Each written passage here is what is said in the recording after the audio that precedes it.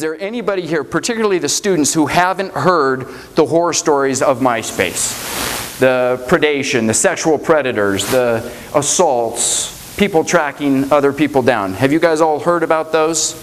Yeah, in general, when I'm talking, and I'll be speaking to hundreds of students, they already know these things. But I want you students to ask yourselves in your head and not externally. Ask yourselves, how many of you know that you put too much information on there for your own good? And the statistics say that 85% of students know that they're putting too much out there, but they still do it. It's because of this denial factor of not being able to admit to yourself that there's a problem.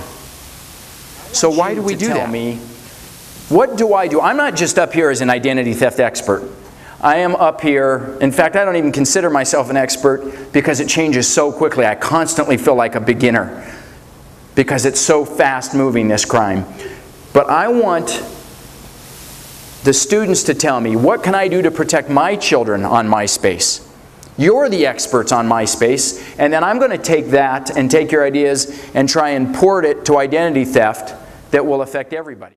Her sister didn't realize that everybody could see it, and that brings up the point that online, particularly on social networking sites, which will mean nothing to anybody my age and older, is that privacy is fiction online. Kids think that it's not being looked at. And yet I went and I saw where the parties are this weekend. I saw who parties and who doesn't. I see your sexual orientation. I see all kinds of information. That may be as an employer, that may be as a predator. In this case, it happens to be as somebody who does this for a living.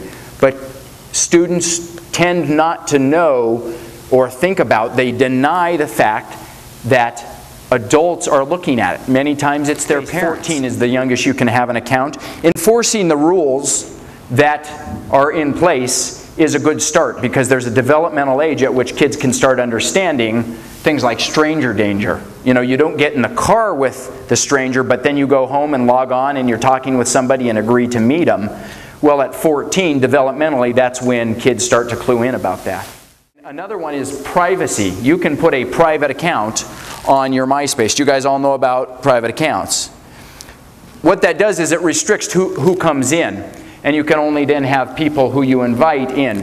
Now that also takes away some of the networking aspect of it. So you have to weigh the disadvantage of, gosh, I can't have, you know, somebody who's interested in the same band I am in Omaha will never be able to get in because they can't invite me. MySpace, if it's locked from my experience, and here's a great example of, you know, I go on there because I research it. I don't use it, so that's why I'm not the expert. My experience is if you're private and for friends only, there's nothing you can do to get to that person unless you have their email address. Or last name. Is it too good to be true that I've met somebody on MySpace who has my same interests, likes the same bands. When I don't like them anymore, they don't like them anymore. They're a chameleon. Too good to be true. Those are things that students need to learn now, not just on MySpace, but in all things, on dates, wherever it might be. If it's too good to be true, you should probably do your homework.